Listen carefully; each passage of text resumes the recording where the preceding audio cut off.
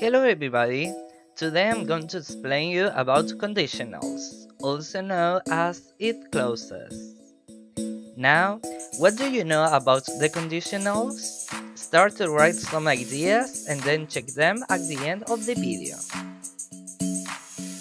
So, let's begin with the definition of the conditionals.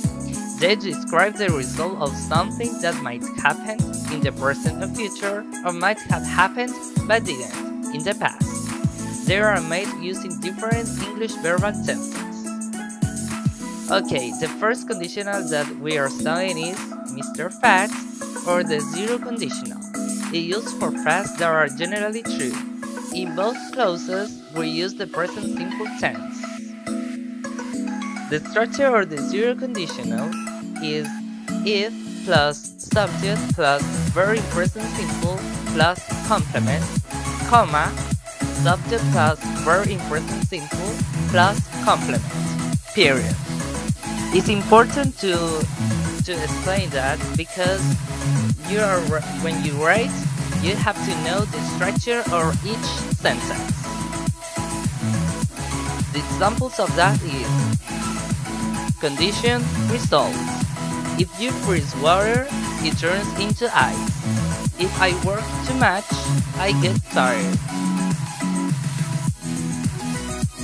The second one is Mr. Future. We use it to talk about things that may happen in the future. In other words, for a possible future action or situation. For the first conditional, the if clause we use in present simple. Then, the result clause we use will, like auxiliary verb, plus verb in infinitive for indicating the future. The structure of the first conditional is if plus subject plus verb in present simple plus complement, comma, subject plus will plus verb in infinitive plus complement, period. Some examples. If you study hard, you'll pass your exams. If you go to England, you will improve your English. Mr. Dreamer. We use the second conditional to imagine something that is not true. Also, we use it to describe an unlucky future situation. For the if clause, we use the past simple.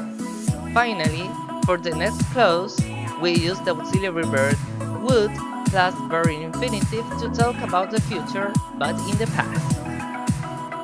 The structure of this is if plus subject plus verb in past simple. You are looking for the verbs in the second column to use the past simple, plus complement, comma, subject plus would plus verb in infinitive plus complement, period.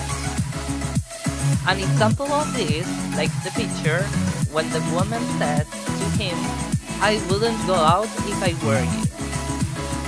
If I had more time, comma, I'd learn another language. If I won the lottery, I would buy a house near the sea. The last conditional that we are seeing is Mr. False, or the verb conditional. We use it to unreal situations. In other words, to imagine something that did not happen in the past. For the if clause, we use the past perfect, with the auxiliary verb had plus verb in the third column on the dictionary. For the result clause, we use the auxiliary verb would plus have plus verb in the participle, the third column. The structure of this conditional is if plus subject plus verb in past perfect, had plus verb in the third column, plus complement, comma, subject plus would plus have plus verb in infinitive plus complement, period. Here are examples. It had worked harder at school, comma, I would have got better grades, period. If she hadn't or had not been ill, comma, she would have gone to the cinema, period. Okay, this is a reminder that it could be a help for you. When you look on the list of irregular verbs, for the past simple you have to use the second column. For the present or past perfect, you have to use the third column, verbs in past participle. If the verb is irregular, you must put ed at the end of the word. It's correct to the both ways.